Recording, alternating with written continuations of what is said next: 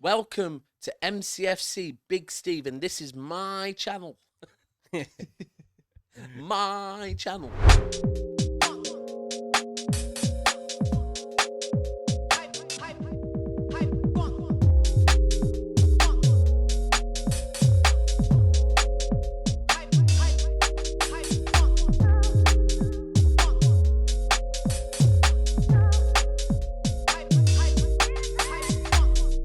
Welcome to the Foul people. Make sure you like and subscribe. Is Cole Palmer the solution for Chelsea? And is Dominik S now the main midfielder at Liverpool? But to be fair, let's touch on Cole Palmer first, because Chelsea finally got a win at Stamford Bridge. They're through to the next round of the Carabao Cup. But the big talking point from people in the group chats and people talking is Cole Palmer played in the number 10. Is that now where he needs to stay for Chelsea? Is this where Poch can find a solution in midfield and put Enzo back? What's your initial thoughts? Let's discuss. I'm gonna leave it to the City fan because he knows him best. So, for me, right, we've seen him recently on the right, yeah? Hold tight, Mo, I know you're watching this. He can't play on the left, so any left talk. I agree with that. Daft. Any left talk, No, done. allow it. But what I've seen... What? Sorry. Pause. Fisted. Pause. No, hold on. You know what? Well, there might be people out there that like a good fisting, innit? So it is what it is. Whoa. Anyway, Yeah, that was right, mad. so... Look, he's even got his hat down. Yeah. Anyway, He can't play on the left, simple. so for me, and in particular, watching him yesterday, in the way he played yesterday, yeah, I'll wait to clip that. he looked like a City player yesterday, right? The way he was floating about, the way he was picking the ball up in different pockets, not just the front, deep, high up the pitch, sometimes simple passes, just offering an outlet, then floating further up, sometimes doing more than that. For me, he looked like a City player that, unfortunately, at Manchester City, he will never get to be because Foden is there, right?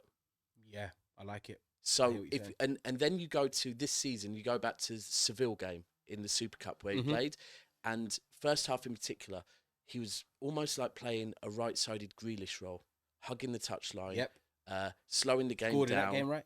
He did second half, Okay. slightly changed the second half, but first half, and it was more like, if you look at kind of like a Mahrez Grealish type role, because you know what, at clubs sometimes there's only room for a certain number of players doing a certain role. Yeah, what he showed yesterday to me is that he's come through the City Academy, he knows how to play that role, but he also knows Foden is at the club, right? Yeah.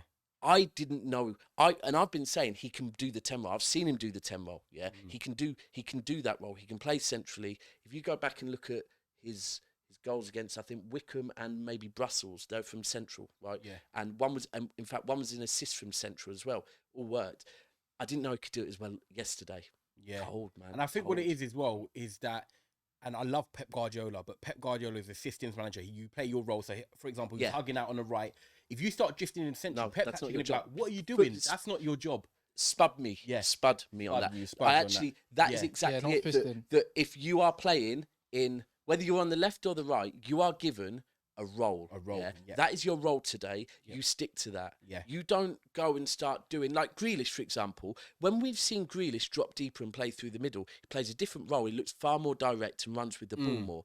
But when you're playing on the left, this is what I want you to do. And you don't. And if you change from that, you're being dragged. Yeah, you're being dragged. And that's Whereas the big thing. he's got to go to Chelsea, and like that performance yesterday just confirmed to me this is the player that, this is why people talk so highly of him, that he can do this.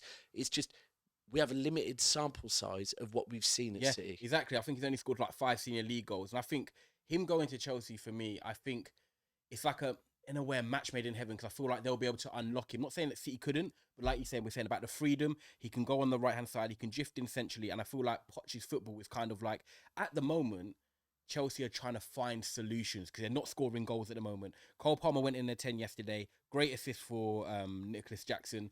And now they're thinking, right, let's play him in a 10. And that way, it would actually give him that freedom to drift left, drift right. They've got the Nkunku. Yeah, they've got the Nkunku at the moment until he's back in December. Do you think... Sorry, just one other thing that can I just say as well, that if you look at this, the reason why he'd never get that opportunity at City, because there's other players there that can do it. Yeah. Right? It's a bit like Jesus. If Jesus wants the 9 role, he had to leave City because Haaland's there. You've got to leave. Yeah. It's not that you can't do it. It's like at this club, there's just not room for you to that's do it. it. That So is it. Sometimes go it's and just do what right you want club, to do elsewhere. right time. And I think for us now with Cole Palmer, I think that is the solution. Do you think now you've seen him in a 10 role? At first, Chelsea decided him to say play on the right. Madueke's not getting in the squad. Pochettino said he's actually been left out for football. Yeah, word to Eric Ten Hag there, innit? Yeah. Where's outrage? Yeah. True. But do you think now, while Nkunku's out, do you want to see Cole Palmer in a number 10 role? Or do you think Pochettino should put him back out on the right? No, I want Chelsea to suffer more. Why would I want him in a 10 role? So I look So at you think he's a problem in a 10 role then? yeah, of course he is. Helps the system. Of course he is. He's a Man City prospect. It's if you watch that game yesterday, it's night and day that he's levels above everybody else in what to do in the middle of the park. Well, they started with Matson, who's a defender. See, not I normal. saw Poch do something I haven't seen since Spurs, of course, because that's his last team that I really watched. I didn't watch him under PSG or nothing. The fluid front three, as in the attacking mids, left mid, right mid, Dele Son, Alli, Kane, no, Son. not even Kane, Dele Alli, And Ericsson on the left, and Yeah. Son all interchanging. Yeah. Yesterday, yeah. I didn't see it with Mudryk, but Mudryk drifted in to attacking mid sometimes. But you see Matson swapping with Cole Palmer, and that was a problem, especially in the second half for Brighton. And it's just thinking, is he going to do that again? Where does Sterling fit in? Sterling can do that too. Sterling can do that fully. Sterling Fully. Sane at City kept Yeah, so switching. if he even But maybe switches, that might work because that's a fluid. That's fluid, and that's where you see. Look, Jackson, you can tell he's a confidence player, right? Yeah. But he's got the drive to keep going. His fundamentals yesterday in the first half were stinky. But when Cole Palmer got a little bit closer to him in the second half, Jackson knew that I he might knew make exactly the runs and I might get found. and he found him as well at the same He'd time. find him, yeah. And it's just like Matson as well. You got to be using that kid more. But not central. I think when you look at Cole Palmer, who's naturally a creative player, can play on the right, can play centrally, can find a little pockets of space like Daps is saying, play the through balls, score as well, and create. I feel like you want to play natural players in natural positions, like Chelsea have been saying. And I think if Matson's a left back or left wing like he was playing in pre-season, play him there and put Cole Palmer in centrally. And I think for me, it's all about timing. And right now, with Cole Palmer going in centrally yesterday, them not winning, I think it's the perfect timing to keeping him a number 10 because Nkunku's out. Matson's the other one that's playing there. Conor Gallagher's played there. It's not worked. Enzo's played there. We all think that he's better in a base of midfield. 100%. This is the time to give Cole Palmer, just say, right, here you go, like a horse. Here's the reins. You go and run, and you see how far you can take us. Sorry, That's what I as well, think. it solves the problems that seem to be at Chelsea of how to get the right balance in midfield. And the right balance to me, look, is Caicedo, Enzo, Cole Palmer. Perfect. I agree. And when Nkunku comes back, it doesn't matter. If, I saw an I think article Cole today. Palmer can go back on the right. It doesn't even have to happen like that. Nkunku can play anywhere along the front three. Fluid. Sterling, Nkunku, and Cole Palmer is dangerous. Yeah, I think it's dangerous, and I don't. And again, it's just Chelsea will have a good second half of the season. It's just we could all see this from ages ago. So why couldn't Poch? Yeah, it's true. So you saying now before we go on to Dom that we think Cole Palmer starts in the number 10 role against Fulham on Monday? I say yes. Well, you can't change a winning formula. The other day you said that Ten Hag's got a headache about Amrabat, and I was like, what? Yeah, how's it a headache? Is this Same the one. Same thing. What? How's this a headache? If he reverts back, you're creating a headache. Like you haven't got a headache here. Yeah. That way, I fully agree. Make sure you liking and subscribing, people. Over to Dominik S. Scored an absolute rocket against Leicester, putting Liverpool into the Carabao Cup next round. Do you guys think, even though they've got Gravenberch, they've got obviously McAllister, they've got Endo, who's not really seeing minutes, and obviously Curtis Jones is getting minutes at the moment, do you feel like Dominik is already come in and become Liverpool's most important midfielder? I don't mind. He's easy. I think I even said it even in the summer. That's a great signing. Like, he's a workhorse. I remember getting told, he can't be a box to box. That's not his game. I said, did you watch him at Leipzig? They're all about energy. Yeah, this is what I'm saying. Even for Hungary as well. Just go watch him. The guy's got energy. He's an athlete. For me right now, currently, he's in top 3 best signings of the summer.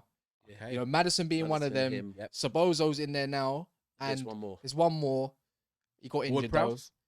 Not now, not anymore. That's left to be known. There's a lot. There's a lot. There's a lot. You know, I'll be honest. I think But for me, the top two. You can for me is easily Szoboszlai see. and, You can easily Maddison. see in an attacking aspect. Since I know he's getting called Hungarian GERRARD, and he's getting called Baby GERRARD and all that stuff because he's got fundamentals that are quite like GERRARD's. To be fair, I can hear it. But the way I'm looking at it right now, since Coutinho's been out, he's been their best attacking type of midfielder since Coutinho hasn't been there. Yes, because he makes the difference. That link. They've missed it. that. 100%. I think Yeah. this is why as well, as a example, is this is last season. If you look at the amount of times that they kept having to revert back to relying on Bobby coming on, right? And then even Gakpo playing that link up between the midfield and now it's like with Szoboszlai, it's like we don't need that anymore. We've got a midfielder that can do the link up by himself. Do you think, on a sort of touching on the side of it, Gakpo's not been starting. Darwin Núñez is now playing as like a proper number 9. I think this is the time he gets a run. He's scoring goals. Szoboszlai now being able to do that creative side of things. It means Gakpo, like you said, It's a missing piece in the puzzle. Do you think almost. Núñez now is benefiting from this as well, though? Of course he is. I think he is. He's a missing piece in the puzzle Yeah. at the moment. Let me be clear, at the moment. But it seems like all of a sudden, and do you know what? We have to say McAllister might have had an influence as well, that he's going below I was the going to say radar. that. I was going to say that. I've said this from the start, because of the amount of money it was, because of the fact that he's coming and he's playing that role that is, you know, it's selfless, I think the word is, that you're there, you're the glue. Right, you're just allowing everyone else to do their job while you quietly go below the radar. But for me, I think he looks cold. I'm not gonna lie. Look, I'm openly admit I don't like watching Liverpool. Liverpool this season, they've got this 3-1 curse back where they can go 1-0 down, 3-1, and it's a curse, bro. If you go back to when they were in the title races, they were regularly on this 1-0 down, and everyone's like, "Oh, do you think?" No, I don't. I think Liverpool win 3 or 4-1. Firepower. We said it all at the start of the season. They were going to score goals. It was just about whether they're going to keep them out. And I think now the biggest thing for me with Szoboszlai is that the first one is I want to see how he does in a big game. Starting this weekend against Tottenham, I want to see how he does in a top 6 game. Can he come in? Can he impact it the way he's impacted sort of the lower games, you could say? But at the end of the day, we don't know until he plays them. But the other thing as well is that with Klopp, like we've said before many times, when the players come in, they get a lot of muscular injuries when they get used to the system. However, when you come from Leipzig, all they do is rely on energy. Box to box, they're a high-pressing team. They score goals. They win 4-3 every week and stuff like that. I feel like Szoboszlai is only going to get better at Liverpool. There's certain players that you go to Liverpool and you think, right, when they've signed him and he's hit it off from the start, are they going to improve? I feel like he's going to get better the more years he spends in the Premier League. And that's a good sign for Liverpool. He scores goals. He can create. Like Cass said, he's a workhorse. He's got everything you want in the modern day attributes to be a successful midfielder. It's just about, you know, keeping him fit and building the right players around him to allow him to be like that. That's what, going off of that, that's what makes me think. McAllister has been unfortunate that he has to play DM sometimes. Yes. And now what happens when they go out there eventually and go get just a capable enough DM?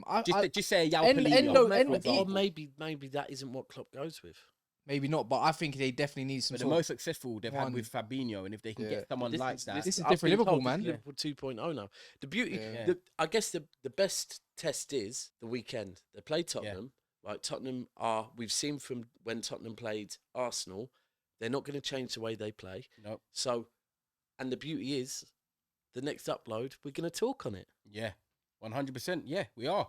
Guys, make sure you do like and subscribe. Make sure also if you want to become a member, you check down below. Dominic S is obviously flying for Liverpool at the moment, but there is a big game coming up this weekend. And Cole Palmer started well for Chelsea in their Carabao Cup, playing number 10. Will Pochettino keep him there?